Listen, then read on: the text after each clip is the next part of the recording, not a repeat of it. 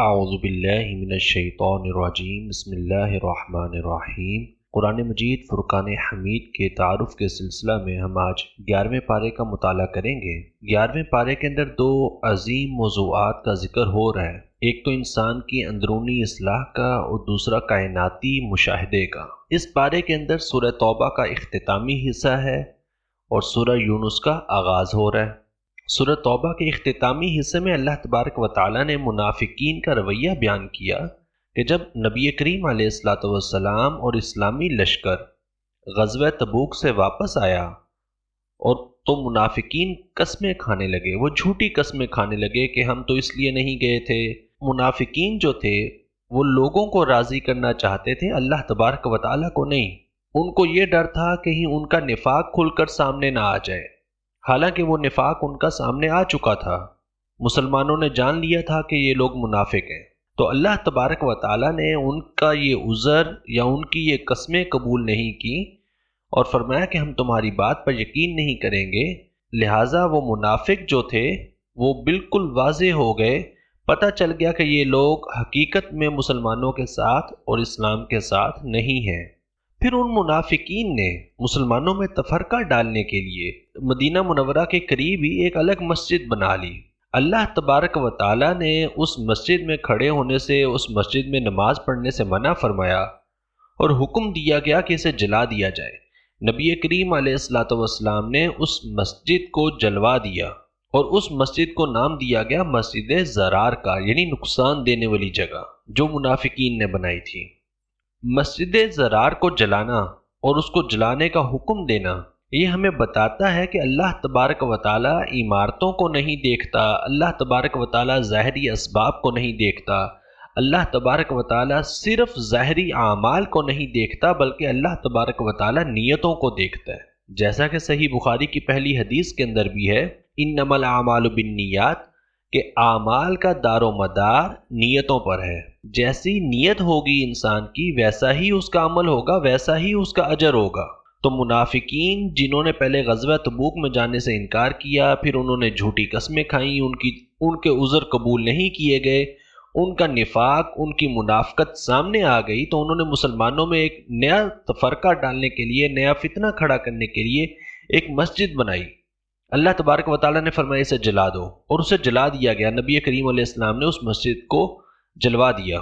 یہاں پر ہمیں ایک اور چیز ملتی ہے کہ 3 صحابہ کرام علیہم رضوان، حضرت کعب بن مالک، حضرت ہلال بن امیہ، حضرت مرارہ بن ربیع، یہ وہ 3 شخصیات ہیں صحابہ کرام علیہم رضوان میں جو اپنی سستی کی وجہ سے یا کسی وجہ سے غزوہ تبوک میں شریک نہ ہو سکے۔ جب نبی کریم علیہ الصلوۃ والسلام واپس تشریف لائے تو انہوں نے کوئی جھوٹا عذر نہیں پیش کیا، بلکہ جا کر حضور نبی کریم علیہ السلام کی بارگاہ میں بالکل سچ بول دیا کہ یا رسول اللہ صلی اللہ علیہ وسلم، ہم اپنی سستی کی وجہ سے نہیں گئے۔ منافقین نے جھوٹی قسمیں کھائیں، پہلے بہانے گئے پھر جھوٹی قسمیں کھائیں۔ ان 3 صحابہ کرام علیہم رضوان نے کوئی بہانہ نہیں لگایا بلکہ جا کر اپنی غلطی کو تسلیم کر لیا۔ اب ان پر ایک آزمائش آئی، حکم آیا کہ ان کا سماجی بائیکاٹ کر دیا جائے، تو سب نے ان 3 شخصیات کا سماجی بائیکاٹ کر دیا۔ کوئی ان سے بات نہیں کرتا تھا، کوئی ان سے لین دین نہیں کرتا تھا۔ 50ویں دن اللہ تبارک و تعالیٰ نے ان کی توبہ کو قبول فرمایا اور پھر وہ سماجی بائیکاٹ جو تھا وہ ختم ہوا اور یہ اپنے گھر والوں سے اور باقی صحابہ کرام علیہم رضوان سے ملے اور لوگوں نے ان سے بات چیت کرنا اور لین دین کرنا شروع کیا۔ تو یہ 3 صحابہ کرام علیہم رضوان وہ صحابہ ہیں جن کی توبہ کو اللہ تبارک و تعالیٰ نے سچائی کی بنیاد پر قبول فرمایا، لیکن توبہ کی قبولیت سے پہلے اللہ پاک نے ان کو ایک آزمائش سے گزارا۔ تو یہ چیز ہمیں ایک سبق دیتی ہے کہ بسا اوقات انسان پر مشکلات جو آتی ہیں وہ اس کے گناہوں کی معافی کے لیے آتی ہیں، ان آزمائشوں پر ثابت قدم رہنا چاہیے۔ پھر اس پارے کے اندر اللہ تبارک و تعالیٰ نے ذکر فرمایا کہ تم اللہ تعالیٰ کے ساتھ جو ہے مومنین، وہ اپنی جانوں کا، اپنے مال کا سودا کرتے ہیں، وہ اپنی جانوں کو، اپنے مال کو بیچ دیتے ہیں اس چیز کے بدلے میں کہ انہیں جنت عطا کی جائے، اور اللہ تبارک و تعالیٰ انہیں جنت عطا فرمائے گا۔ تو مومنین کو حکم دیا گیا کہ تم اپنی سودے پر جو تم نے اللہ تبارک و تعالیٰ کے ساتھ ایک تجارت کی ہے، اس خوش نصیبی پر خوشیاں مناؤ کہ تمہارے لیے جنت ہے۔ تم نے دنیا میں اللہ کا دیا ہوا مال، اللہ کی دی ہوئی جان اللہ تبارک و تعالیٰ کے راستے میں خرچ کی، اللہ تبارک و تعالیٰ نے اس کے بدلے میں تمہیں جنت عطا فرما دی۔ اس کے بعد مومنین کی صفات بیان کی گئی ہیں، 9 صفات بیان کی ہیں اللہ تبارک و تعالیٰ نے 11ویں پارے کے اندر، کہ مومنین کون ہوتے ہیں یا کامیاب مومنین کون ہوتے ہیں۔ ان میں توبہ کرنے والے، جو اللہ تبارک و تعالیٰ کی بارگاہ میں رجوع کرتے ہیں، اپنی غلطیوں کی معافی مانگتے ہیں، عبادت کرنے والے، اللہ تبارک و تعالیٰ کی حمد کرنے والے، روزہ رکھنے والے، رکوع کرنے والے، سجدہ کرنے والے، نیکی کا حکم دینے والے، برائی سے روکنے والے، اور اللہ تبارک و تعالیٰ کی حدود کی حفاظت کرنے والے۔ یہ 9 نشانیاں یا 9 صفات اللہ تبارک و تعالیٰ نے بیان فرمائی۔ جس مومن کے اندر یہ 9 صفات ہوں گی، اس کا مطلب ہے کہ وہ اللہ تبارک و تعالیٰ کی بارگاہ میں کامیاب مومن ہے۔ پھر اللہ تبارک و تعالیٰ نے اس پارے کے اندر سورہ یونس کا آغاز فرمایا۔ سورہ یونس کا آغاز اللہ تبارک و تعالیٰ کی توحید سے ہوتا ہے، اور فرمایا کہ کیا لوگوں کو اس بات پر تعجب ہے، وہ لوگ اس بات پر تعجب کرتے ہیں کہ اللہ تعالیٰ نے انہی میں سے ایک مرد پر وحی نازل کر دی۔ اللہ تبارک و تعالیٰ جو چاہے وہ کر سکتا ہے۔ کفار اسے جادوگر کہتے ہیں، یا کفار اسے جادو کہتے ہیں، سحر کہتے ہیں، حالانکہ وہ نبی اور وہ رسول سچائی کا پیغام لے کر آتے ہیں۔ جو ماننے والے ہیں وہ ایمان لے آتے ہیں، جو نہیں ماننے والے وہ بہانے لگا دیتے ہیں۔ پھر اللہ تبارک و تعالیٰ نے یہاں پر بیان فرمایا کہ کائنات جو ہے وہ توحید کی گواہ ہے۔ اگر انسان کائنات میں نظر دوڑائے اور اللہ تبارک و تعالیٰ کی بنائی ہوئی اشیاء کو، اللہ تبارک و تعالیٰ کی مخلوق کو دیکھے تو لا محالہ یہ ماننے پر مجبور ہو جاتا ہے کہ کوئی ذات ہے جو اس کائنات کو بنانے والی ہے اور اس کائنات کو چلانے والی۔ اللہ تبارک و تعالیٰ نے 1400 سال پہلے سورہ یونس میں اس جگہ پر بیان فرمایا کہ سورج جو ہے وہ ضیاء ہے اور قمر جو ہے وہ نور ہے۔ اور اگر ہم کا معنی دیکھیں تو ضیاء وہ چیز ہے جس کی اپنی روشنی ہو، جس کی ذاتی روشنی ہو، اور نور وہ چیز ہے جو چمکتی ہے، جس پر کوئی روشنی پڑتی ہے۔ تو گویا کہ اللہ تبارک و تعالیٰ نے قرآن مجید فرقان حمید میں آج سے 1400 سال پہلے، سائنس کی ترقی سے پہلے یہ چیز بیان فرما دی کہ سورج کی روشنی جو ہے وہ اپنی ہے، جبکہ چاند کی روشنی اس کی اپنی ذاتی روشنی نہیں ہے، بلکہ سورج کی روشنی اس پر پڑتی ہے اور وہ منعکس ہوتی ہے اور لوگوں کو چاند چمکتا ہوا نظر آتا ہے۔ پھر ہمیں بتایا گیا کہ یہ چاند اور سورج کی جو روٹیشن ہے، اس میں انسانوں کے لیے ایک اور رہنمائی ہے کہ انسان اس سے اپنے سال کا، اپنے مہینوں کا حساب کر سکتے ہیں۔ تو گویا کہ کائنات میں اگر انسان نظر دوڑائے تو اسے اللہ تبارک و تعالیٰ کی توحید کے بہت سارے دلائل مل جاتے ہیں۔ پھر اس پارہ کے اندر دنیاوی زندگی کی مثال دی گئی کہ دنیا کی زندگی ایک عارضی زندگی ہے، انسان کو پتہ نہیں چلے گا کہ موت کب آ جاتی ہے۔ تو دنیا کی زندگی یہ ایک عارضی رونق ہے، یہ رونق کسی بھی وقت ختم ہو سکتی ہے، تو لہٰذا اس دنیا کی زندگی پر انحصار نہیں کرنا چاہیے۔ جو زندگی ہمیشہ کی زندگی ہے، انسان اس کے لیے تیاری کرے۔ پھر اس پارہ کے اندر اللہ تبارک و تعالیٰ نے فرمایا کہ قرآن مجید فرقان حمید جو ہے یہ مومنین کے لیے شفا اور رحمت ہے۔ شفا، قرآن مجید ہمیں روحانی طور پر شفا عطا فرماتا ہے۔ جب مومنین اسے پڑھتے ہیں، اہل ایمان اسے پڑھتے ہیں، کوئی شخص اس کو اخلاص کے ساتھ پڑھتا ہے تو یہ انسان کے دل کو، انسان کے دماغ کو، اس کی روح کو پاک کر دیتا ہے، اسے اللہ تبارک و تعالیٰ کے قرب میں لے جاتا ہے۔ اور دوسرا، قرآن مجید فرقان حمید ہمارے لیے نصیحت ہے،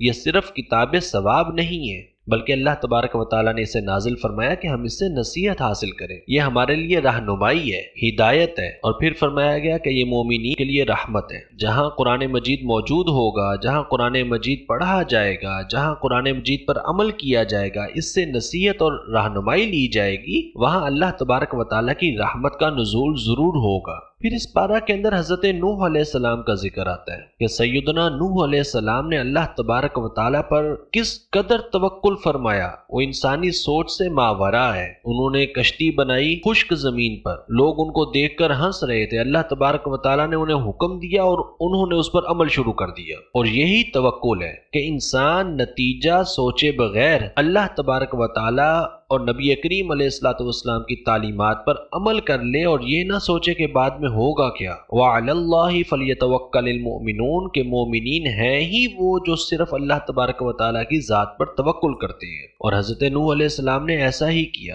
اور آپ نے اپنے دشمنوں کو کہا کہ جاؤ بلا لو، جس کو بلانا چاہتے ہو بلا لو، جو فیصلہ کرنا ہے کر لو، میں تو اللہ تبارک و تعالیٰ کی ذات پر بھروسہ کرتا ہوں۔ تو یہاں سے ہمیں ایک بڑا گولڈن کوٹ ملتا ہے کہ جب مقصد سچا ہو تو دشمن کی کثرت انسان کو خوف زدہ نہیں کرتی۔ جب ایمان پختہ ہو، جب اللہ تبارک و تعالیٰ کی ذات پر توکل پختہ ہو، اللہ تعالیٰ کی ذات پر یقین پختہ ہو، تو پھر دشمن سامنے کوئی حیثیت نہیں رکھتا، پھر دشمن کی کثرت کوئی حیثیت نہیں رکھتی، پھر دشمن کی طاقت کوئی حیثیت نہیں رکھتی۔ پھر انسان نتیجہ اللہ تعالیٰ کی ذات پر چھوڑ دیتا ہے، پھر انسان توکل اللہ تعالیٰ کی ذات پر کرتا ہے اور خود صرف اللہ تعالیٰ کے احکامات پر عمل کرتا ہے اور حق اور سچ کا ساتھ دیتا ہے۔ پھر اس پارہ کے اندر فرعون کا انجام بیان کیا گیا۔ وہ جب ڈوبنے لگا، غرق ہونے لگا، حضرت سیدنا موسیٰ علیہ السلام اور آپ کے صحابہ، آپ کے حواری مسلمان اہل ایمان جب دریائے نیل کو کراس کر گئے اور وہ غرق ہونے لگا، تو اس نے کہا کہ میں تو موسیٰ علیہ السلام کے رب پر ایمان لاتا ہوں۔ اللہ تبارک و تعالیٰ نے فرمایا کہ اب یہ قابل قبول نہیں ہے، پہلے ساری زندگی نافرمانی کرتا رہا، اب ایمان قبول نہیں ہے جب موت سامنے آ گئی۔ اور پھر اللہ تبارک و تعالیٰ نے فرمایا کہ ہم تمہارے جسم کو، یعنی فرعون کے جسم کو، قیامت تک کے لیے نشان عبرت بنا دیں گے، اس کو محفوظ کر لیں گے، اس کو بچا لیں گے اور قیامت تک کے لیے ہم اس کو نشان عبرت بنائیں گے۔ پھر اس پارہ کے اندر ذکر آتا ہے حضرت سیدنا یونس علیہ السلام کی قوم کا واقعہ کہ انہوں نے توبہ کی، اور یہ ایک واحد قوم ہے تاریخ میں جس نے عذاب کو دیکھ کر توبہ کی اور اللہ تعالیٰ نے ان کی وہ توبہ قبول فرما لی۔ وہ گڑ گڑائے، انہوں نے استغفار کیا، انہوں نے سچے دل سے اخلاص کے ساتھ اللہ تعالیٰ کی بارگاہ میں توبہ کی۔ عذاب ان کے سروں کے اوپر تھا، وہ عذاب اپنی آنکھوں سے دیکھ چکے تھے، اور یہ وہ حال تھا جب سیدنا یونس علیہ السلام اپنا علاقہ چھوڑ کر، اپنی قوم چھوڑ کے جا چکے ہیں، اس بستی سے، اس شہر سے باہر جا چکے ہیں، لیکن قوم نے جب عذاب دیکھا تو انہوں نے سچے دل سے توبہ کی، اور یہ تاریخ کی واحد قوم ہے جس نے عذاب کو دیکھ کر توبہ کی، تو اللہ تبارک و تعالیٰ نے ان کی توبہ کو قبول فرمایا۔ اس پارہ میں ہمیں 3 اہم پیغام ملتے ہیں: اخلاص، توبہ اور یقین، کہ ہمیں منافقین کی طرح بہانوں سے بچنا چاہیے، مخلص رہنا چاہیے، سچ بولنا چاہیے، جیسے صحابہ کرام علیہم الرضوان نے سچ بولا، اللہ تعالیٰ نے ان کی سچ کو قبول کیا، ان کی توبہ کو قبول کیا اور ان کو معافی عطا فرمائی۔ اور دوسرا ہمیں سبق یہ ملتا ہے توبہ، کہ توبہ کرنے میں دیر نہیں کرنی چاہیے فرعون کی طرح، بلکہ اہل ایمان کی طرح سچ بول کے اپنا جرم قبول کر کے توبہ میں جلدی کرنی چاہیے، فوراً اللہ تبارک و تعالیٰ کی طرف رجوع کرنا چاہیے تاکہ اللہ تعالیٰ ہماری توبہ کو قبول فرمائے۔ اور پھر اللہ تبارک و تعالیٰ کی ذات پر یقین رکھنا کہ اللہ تعالیٰ ہی ہے جو قادر مطلق ہے، صرف وہی الہ ہے، صرف وہی خالق ہے، وہی مالک ہے، وہی ساری مخلوقات کو بنانے والا ہے۔ کائنات کا ذرہ ذرہ اللہ تبارک و تعالیٰ کی توحید کی گواہی دیتا ہے۔ ہم جہاں نظر دوڑائیں، اگر ہم اس چیز پر تحقیق کریں، اس پر غور و فکر کریں، تدبر کریں، تفکر کریں، تو ہر چیز ہمیں یہ بتاتی ہے کہ اللہ تبارک و تعالیٰ کی ذات موجود ہے اور وہ یکتا ہے اور تنہا ہے۔ اللہ تعالیٰ سے دعا ہے کہ اللہ تبارک و تعالیٰ ہمیں عمل کرنے کی توفیق عطا فرمائے۔ آمین۔ والسلام علیکم ورحمۃ اللہ وبرکاتہ۔